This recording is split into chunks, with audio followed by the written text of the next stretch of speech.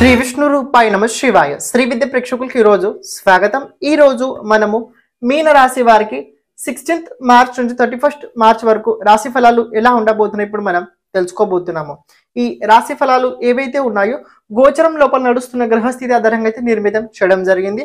అలాగే మీ జాతకంలో ఉన్న గ్రహస్థితి నడుస్తున్న దశ అంతర్దశ అనుసారంగా ఈ రాశి ఫలాలు మీరు తెలుసుకోవడానికి మీరు ప్రయత్నించండి. ఇక ఎవరైతే మన ఈ ఛానల్ని ఇంతవరకు సబ్స్క్రైబ్ చేసుకోలేదో తప్పకుండా సబ్స్క్రైబ్ చేసుకోవడానికి ప్రయత్నించండి. రాబోయే రోజుల్లో మనం ఈ ఛానల్ లోపలనే మనము మీ రాశికి సంబంధించిన వార ఫలాలు, దిన ఫలాలు, అలాగే మాస ఫలాలు మనం చెప్పడానికి ప్రయత్నించుకుంటాం.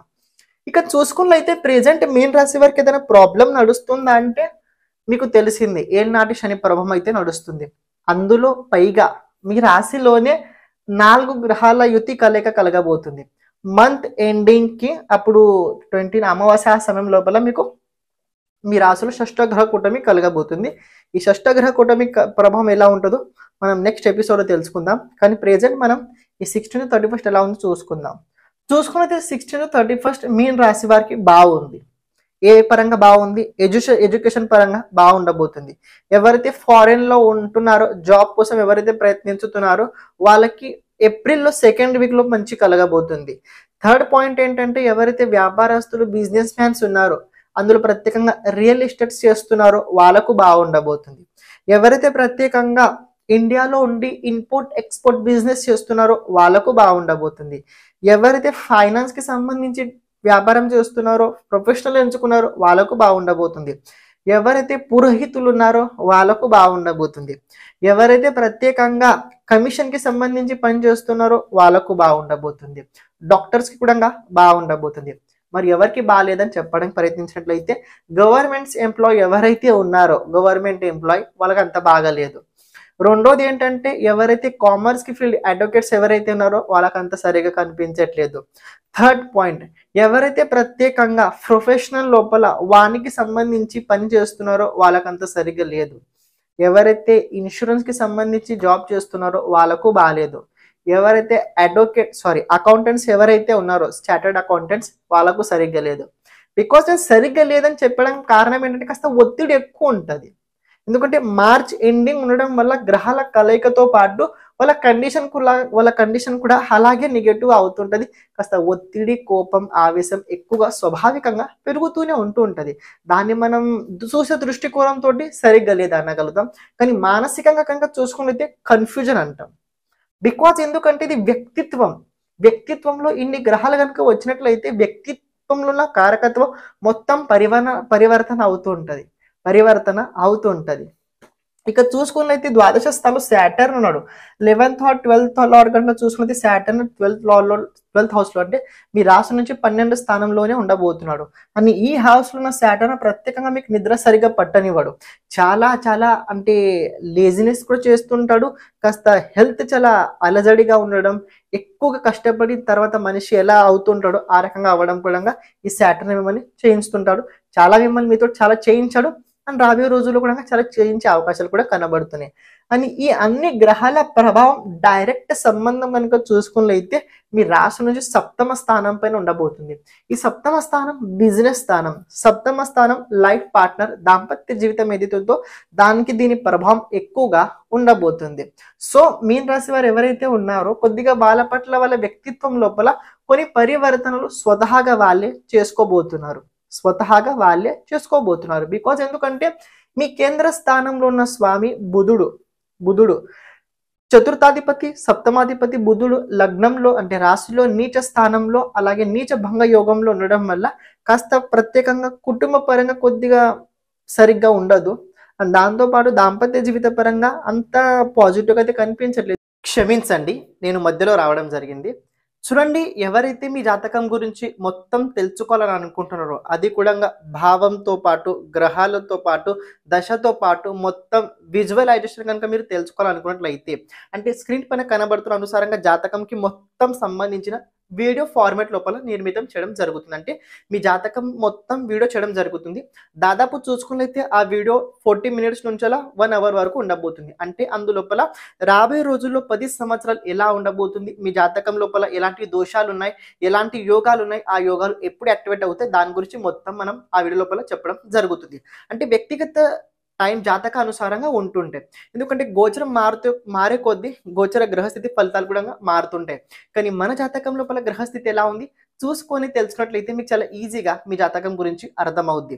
అని ఈ వీడియో ఫార్మాట్లో చేయడానికి ముఖ్యమైన కారణం ఏంటంటే మన జాతకం గురించి ఎప్పుడైతే మనం ఒక విజువలైజేషన్ చూస్తుంటామో, సపోజ్ నేను ఒక వీడియో చెప్తున్నా మీ గురించి చెప్తున్నా అనుకోండి, మీకు చూసేటప్పుడు కాస్త తెలుసుద్ది, అరే ఇది నిజంగా ఇలా అవుతుంది అంటే మనకంటూ కాస్త మనకి పాజిటివ్ ఫీలింగ్ కలుగుద్ది. మనకి ఇలా ఉంది, మనం ఈ రకంగా బ్రతకాలి అంటే జాతకం లోపల ప్రత్యేకంగా ఏంటంటే ఏది ఎలా ఉంది చెప్పడం జరగబోతుంది.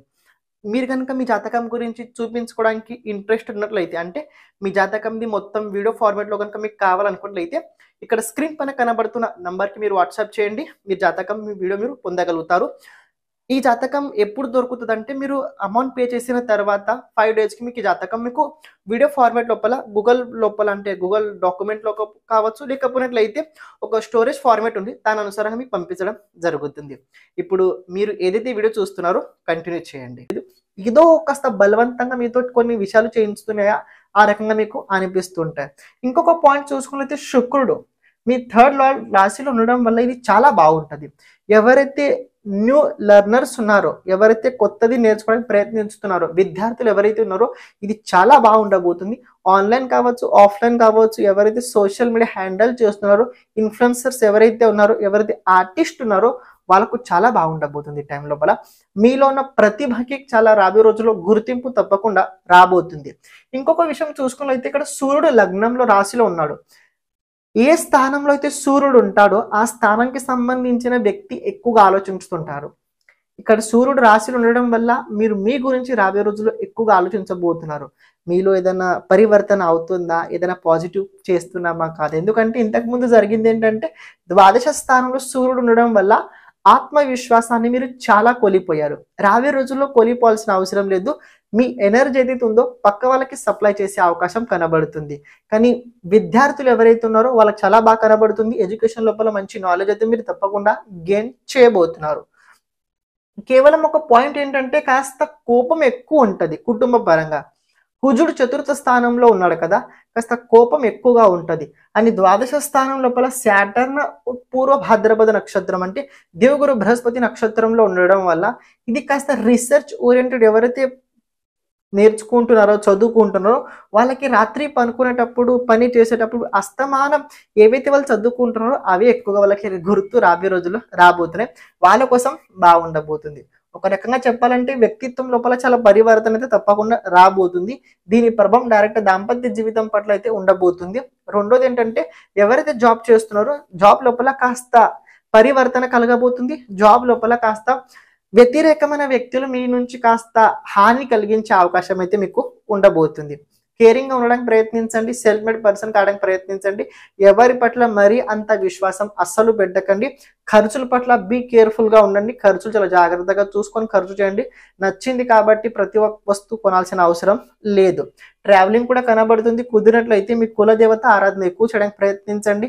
అలాగే దాంతోపాటు 3వ స్థానం లోపల దేవగురు బృహస్పతి ఉండడం వల్ల ఇది ప్రత్యేకంగా ఎవరికి బాగుంటుంది అంటే ఎవరైతే జ్యోతిషం నేర్చుకుంటున్నారో, జ్యోతిషం చెప్తుంటారో ఎవరైతే ఉన్నారో వాళ్ళకి టైం చాలా బాగుండబోతుంది. కొత్త కొత్త విషయాలు మీరు తప్పకుండా నేర్చుకోగలుగుతారు. ఎందుకంటే మనం ఎఫర్ట్ స్థానం లోపల జూపిటర్ ఉన్నాడు. అని జూపిటర్ అలాగే శుక్రుడు రాశి పరివర్తన చేసుకున్నాడు. ఎగ్జాల్టెడ్గా రెట్రోగేట్లో ఉన్నాడు. అని అష్టమాధిపతి కూడా శుక్రుడు రాశిలో ఉండడం వల్ల జ్యోతిషానికి సంబంధించిన విషయం కావచ్చు, ఒకాల్ట్ సబ్జెక్ట్ ఏదైనా కావచ్చు, అది రాబోయే రోజుల్లో మీలో ఇన్నర్ గ్రోత్ అయితే తప్పకుండా అయి తీరుద్ది. కొన్ని రెమెడీస్ తప్పకుండా మీకు అవసరం. ఎవరైతే రియల్ ఎస్టేట్ చేస్తున్నారో వాళ్ళకి బాగుండబోతుంది. కొన్ని రెమెడీస్ మీరు తప్పకుండా చేసుకోండి. ప్రతిరోజు శివుడిని అభిషేకించండి. ప్రతిరోజు ఆదిత్య హృదయ స్తోత్రాన్ని చదవండి. ఫిజికల్ తప్పకుండా బాగా మెయింటైన్ చేయడానికి ప్రయత్నించండి. సూర్య నమస్కారాలు మీరు తప్పకుండా చేయండి. అని ఇంకోటి ఏంటంటే రాత్రి తొందరగా పడుకోవడానికి ప్రయత్నించండి. ఇక మిగతా మీరు ఏవైతే చేస్తున్నారో అవి కంటిన్యూ క్యారీ అవుతూ చేయండి. ఎందుకంటే మనము నెక్స్ట్ ఎపిసోడ్ లోపల చెప్పబోతున్నాము మీరు ఎలాంటి సాధన చేయాలి, ఎలాంటి మంత్ర జపం చేసుకుంటే ఈ శాటర్న్ షష్టగ్రహ కూటమి పరివర్తన ప్రభావం ఏదైతుందో మీకోసం మీరు పాజిటివ్గా దాన్ని చూడగలుగుతారు అని. శ్రీమాత్రే నమః.